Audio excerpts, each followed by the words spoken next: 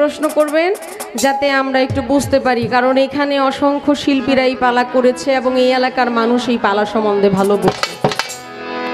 ছোট মানুষ, আমি কি বলবো, আমি কিছুই জানি না, কিছুই বুঝি না, তবু চেষ্টা করব যতদূর জানি সঠিকটা বোঝানোর জন্য, বলার জন্য।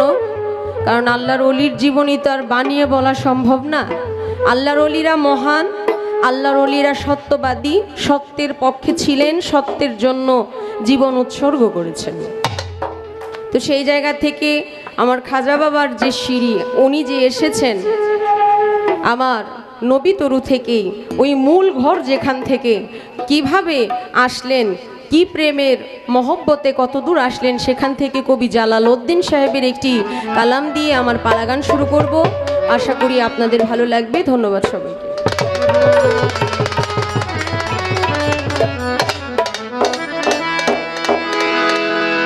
মুলকে হিন্দে গারিব নেওয়াজ চাই তোমার মেহেরবানি, মুলকে হিন্দে গারিব নেওয়াজ চাই তোমার মেহেরবানি। পাক পাঞ্জাতন করি হে শরণ, পরলোকে ওয়ায়েশ করনি। পাক পাঞ্জাতন করি হে শরণ, পরলোকে ওয়ায়েশ করনি।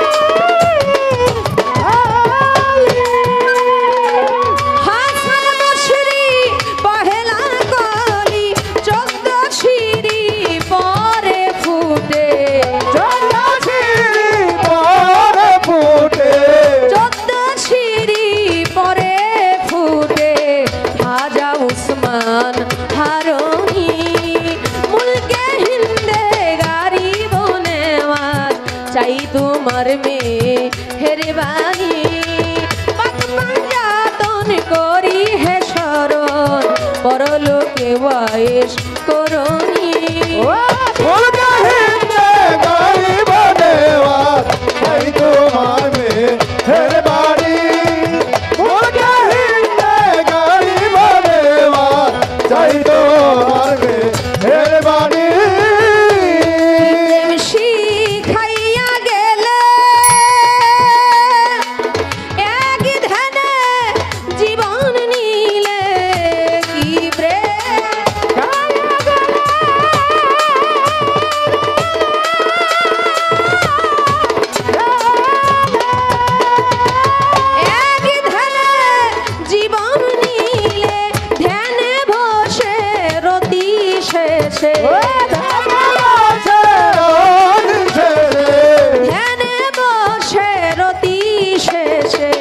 উপাসনায় গেল পরাণী, মুলকে হিন্দে গারিব নেওয়াজ চাই তোমার মেহেরবানি।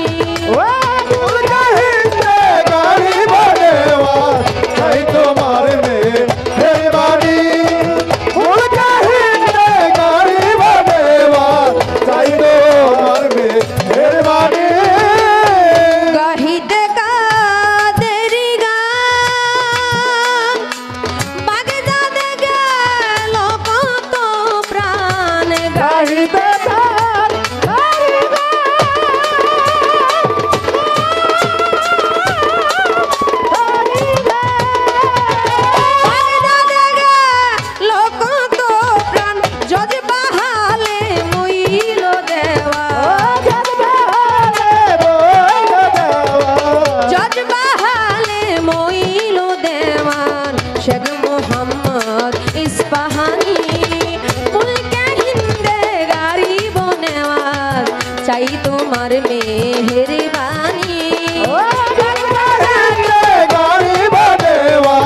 চাই তোমার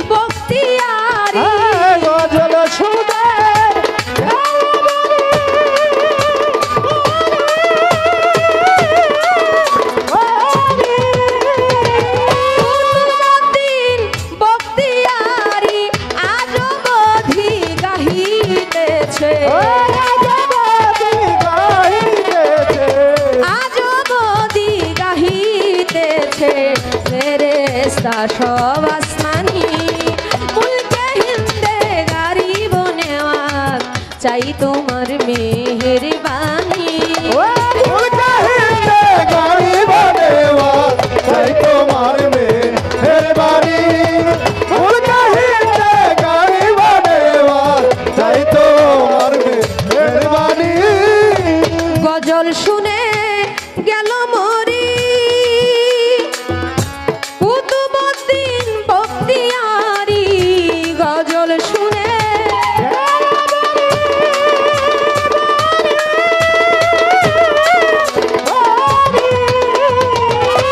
কুতুবউদ্দিন বখতিয়ারি আজব অধি গাহিতেছে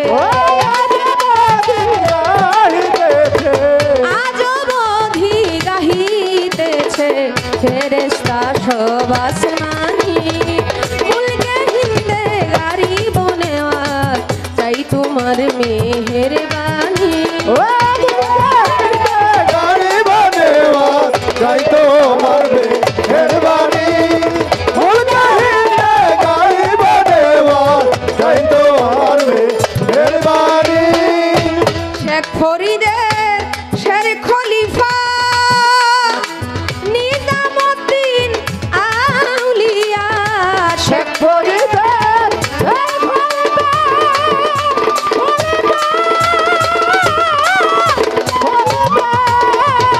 নিজামুদ্দিন আউলিয়া সারা জীবন না ঘুমাইয়া সারা জীবন না ঘুমাইয়া কাটাইলেন জিন্দেগি মুলকে হিন্দে গারিব নেওয়াজ চাই তোমার মেহেরবানি বাচপন যাতন করি হে শরণ পরলোকে ওয়াইশ করনি গারিব নেওয়াজ চাই তোমার মেহেরবানি মুলকে হিন্দে গারিব নেওয়াজ চাই তোমার মেহেরবানি মঈনুদ্দিন হিন্দে সুলতান গাউসুল আজম হয় দয়াবান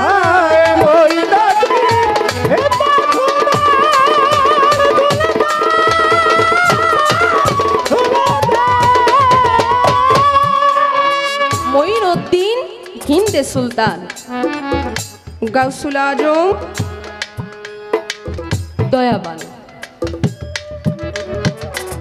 আমাকে অত্যন্ত চমৎকারভাবে গুরুত্বপূর্ণভাবে একটি প্রশ্ন করেছে। তার আগে একটু বলতে চাই,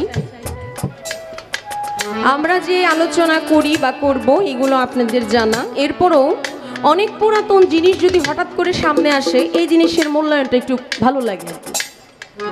সবসময় একটা জিনিস এক ডিজাইন পরলে ভালো লাগে না, মাঝে মধ্যে একটু ওলট পালট করতে হয়। কিছু সময় দেখবেন অনেক লং জামা খুব চলছে মার্কেটে, হঠাৎ করে লং জামা কিছুদিন চলার পর আবার শর্ট চলে আসে, মানে এটা মার্কেটিংয়ের একটা বিষয়। ঠিক তেমনিভাবে কিছু কথা যেগুলো সত্যি এগুলো অতীতে ছিল, এগুলো অনেক দিন যাবৎ বলা হয় না, ওই কথাগুলো হঠাৎ করে সামনে আনলে মনে হয় কথাগুলো মনে হয় নতুন। আসলে কথা নতুন না, কথা পুরাতন, কিন্তু এগুলো গুছায় সামনের দিকে আনতে হলে একটু নতুন লাগে, নতুনত্ব লাগে। কারণ একটা মানুষের কথা বলার ধরন একরকম, ভিন্ন ভিন্ন মানুষের কথা বলার ধরন ভিন্ন রকম। একই কথা ভিন্ন ভিন্নভাবে বলা যায়, সুন্দর করে বলা যায়। আমরা অনেকে মাকে ডাকি, কেউ বলতেছে ওই মা, আর কেউ বলতেছে ও মা কই গেছিলা। মা ডাকের মধ্যেও কিন্তু একটু তফাৎ আছে। একটা হলো হঠাৎ করে আচমকা মাকে ডাকা, আর একটা হলো মধুর সুরে মাকে ডাকা। একটা হলো ভালোবেসে ডাকা, আর একটা হলো কি বলবো শুকনো কণ্ঠে ডাকা আর কি। কিছু পোলাপান আছে না, ডাকার মধ্যে কোনো রসকস নেই। ঠিক তেমনি ভাবে নতুনত্ব দিতে হলে একটু ভিন্নতার প্রয়োজন। আমি বলবো খাজা বাবা এমন একজন আল্লাহর ওলি ছিলেন, আপনারা জানেন অনেকেই, খাজা বাবা খুব দয়ালু ছিলেন, খুবই মহব্বতের ছিলেন। উনি একদিন আরেকজন বালককে, উনিও বালক অবস্থায়, আল্লাহর ওলিরা তো আল্লাহর ওলি, মাদারজাত আল্লাহর ওলি এটা প্রকাশ হয়েছে একটু পরে, কিন্তু সে তো মাদারজাত ওলি, যারা এটা আশেপাশে ছিল তারা জানতেন। কারণ খাজা বাবার মায়ের গর্ভে যখন খাজা বাবা ছিলেন তখন মা বুঝতে পারতো আমার গর্ভ থেকে, আমার গর্ভে তো কিছু আছে, যারা এখানে মা বোনরা আছেন তারা জানেন সন্তান যখন গর্ভে আসে প্রথম মাসে রক্তবর্ণ, দ্বিতীয় মাসে গোলাট বর্ণ, তৃতীয় মাসে মাংসপিণ্ড, চতুর্থ মাসে দেহ, পঞ্চম মাসে পঞ্চম আত্মা, ষষ্ঠ মাসে স্বরলিপি, সপ্তম মাসে সপ্তম সাগর, অষ্টম মাসে অষ্টপাশ, নবম মাসে নবভক্তি, দশম মাসে হাত পাও চক্ষু কর্ণ তকবাক জিব্বা নিয়ে দুনিয়াতে বাচ্চারা আসে। যখন সন্তান 1 মাসের গর্ভে থাকে তখনই কিন্তু মা টের পাওয়া যায় যে আমার গর্ভে কিছু একটা আছে, কারণ সে স্বাভাবিক থাকে না, একটু অস্বাভাবিকতা আসে, কারণ খাওয়ার মধ্যে অনীহা, একটু বমি বমি ভাব হইতে পারে হয়তোবা। এখন এই যে অস্থিরতা, এই যে পরিবর্তন, এই পরিবর্তনটা খাজা বাবার মা বুঝতে পারেন প্রথম থেকেই, কারণ ওই মা সন্তানকে গর্ভে নেওয়ার সাথে সাথেই প্রতি মাসে ভিন্ন ভিন্ন রকমভাবে স্বপ্নে দেখতে থাকে। তাকে মহিষী নারীরা এসে বলতে থাকে যে আপনার গর্ভে যিনি আছেন সে একজন আল্লাহর ওলি, তাকে খুব হেফাজতে রাখবেন, সাবধানে রাখবেন। মাকে সতর্ক করে যায়, মাকে সতর্ক করে যায় এবং একজন আল্লাহর ওলি যে তার গর্ভে আছে এই সুস্বাগতম তাকে দিয়ে যায়।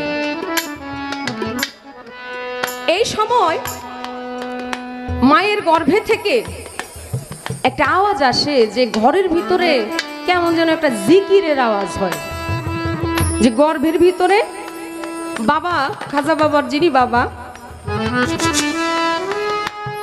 উনি যখন বাণিজ্য করতে বাহিরে চলে যায় তখন ঘরের ভিতরে আর কোনো পুরুষ নাই, খাজা বাবার মাই শুধু একা। কিন্তু ওই ঘরের ভিতর থেকে মনে হয় যে কোনো একজন গর্ভের ভিতর থেকে জিকির করতেছে। প্রতিবেশীরা কানাঘোষা করতে থাকে যে এই ঘরে তো কোনো পুরুষ মানুষ থাকার কথা না, যদি পুরুষ মানুষ না থাকবে রাত্রের বেলা পুরুষের কণ্ঠ পাওয়া যায় কেন?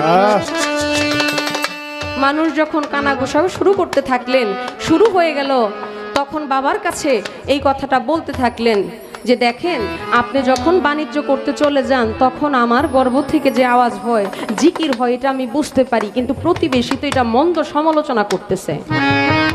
খাজা বাবার বাবা বললেন তুমি একটু নীরব থাকো, মালিককে স্মরণ করো, অবশ্যই আল্লাহ পাকের তরফ থেকে উত্তম ফয়সালা করবে, তোমার গর্ভে অবশ্যই আল্লাহওয়ালা ব্যক্তি আছেন। সুবহানাল্লাহ। সেই খাজা বাবা যে আল্লাহর ওলি, মায়ের গর্ভ থেকেই সেটা মা বুঝতে পারেন।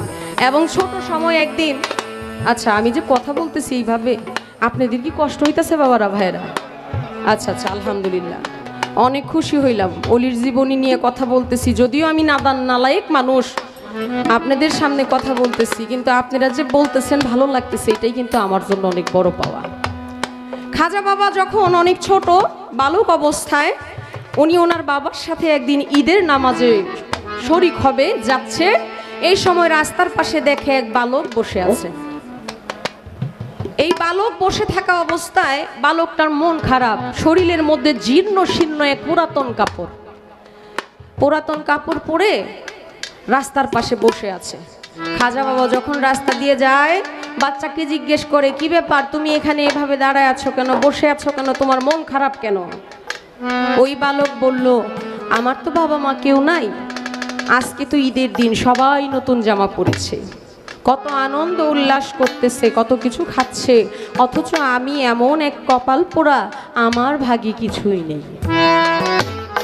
এই কথা শোনার সঙ্গে সঙ্গে খাজা বাবার মনে এক দয়ার সৃষ্টি হলো, আহা আমার বাবা আছে বিধায় আজকে আমাকে নতুন জামা কিনে দিয়েছে, এই বাচ্চার তো কেহ নাই, আমি কেন ওই বাচ্চাকে সহযোগিতা করতে পারি না?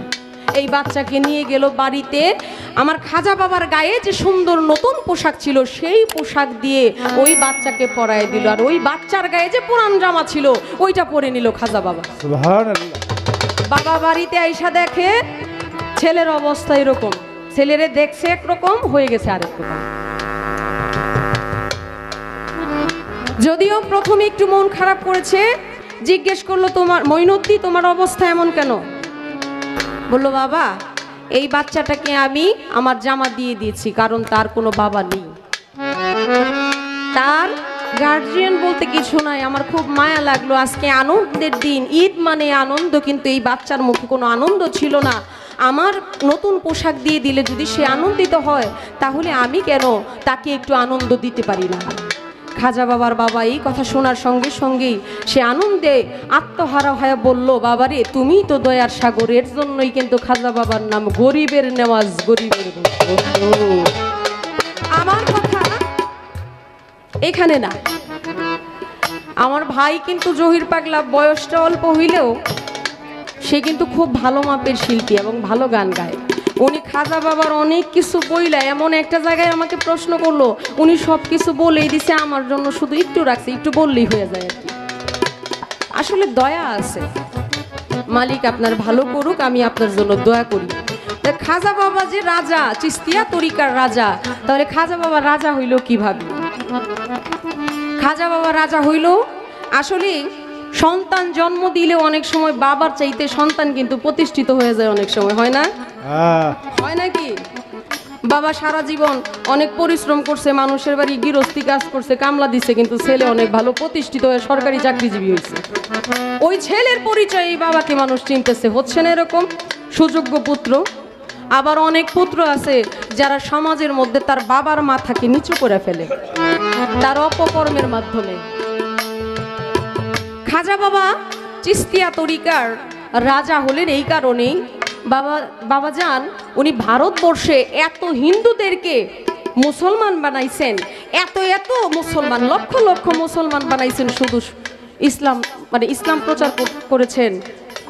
সনাতন ধর্মের যারা আছেন তাদেরকে ইসলামের দাওয়াত দিয়ে ইসলামের প্রচার করছে। আমার এই গানের মধ্যে কিন্তু তার জবাব হয়ে গেছে, আমি কিন্তু গানেই জবাব দিয়ে দিতে পারতাম, আমি বলে দিতে পারতাম যে গানে আমার উত্তর হয়ে গেছে, কিন্তু আমি সেটা বললাম না, কারণ আমি মুখে এই কারণেই বলতেছি, খাজা বাবা হলো হিন্দের সুলতান। সুলতান অর্থ বাদশাহ, রাজা।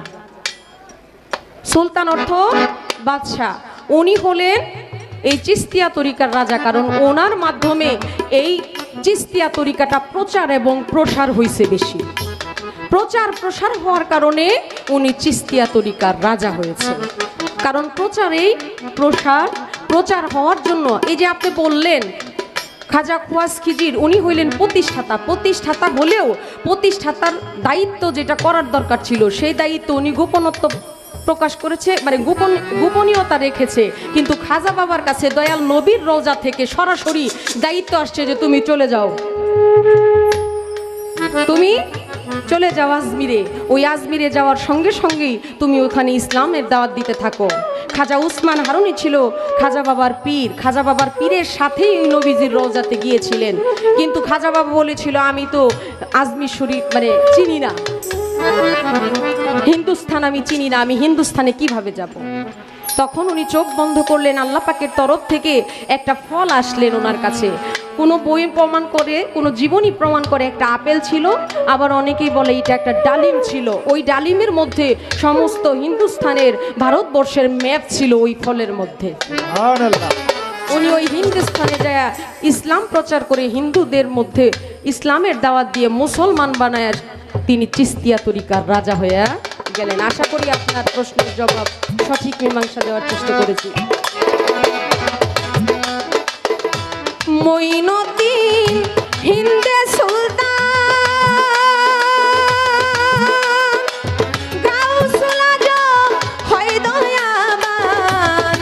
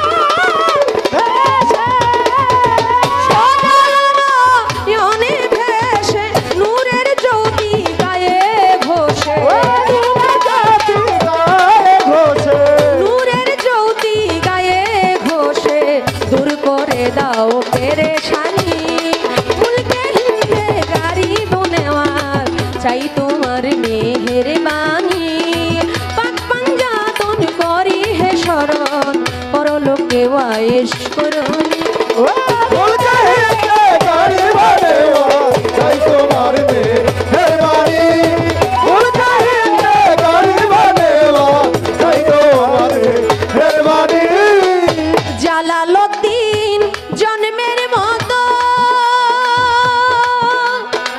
চোখের জলটা নিবে কত জালালউদ্দিন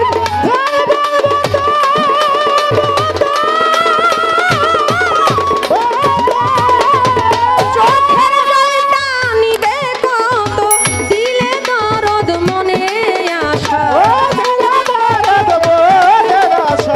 দিলে দরদ মনে আশা ব্যাকুলতায় ছট ফটানি বলতে হিন্দে গাড়ি বনে আমার তাই তোমার মেহেরবানি পাক পাঞ্জাতন করি হে শরম পরলোকে ওয়াইশ করনি বলতে হিন্দে গাড়ি বনে আমার তাই তোমার মেহেরবানি পাক পাঞ্জাতন করি হে শরম পরলোকে ওয়াইশ করনি। এই রকম আরো গান শুনতে আমাদের সাথেই থাকুন। ধন্যবাদ।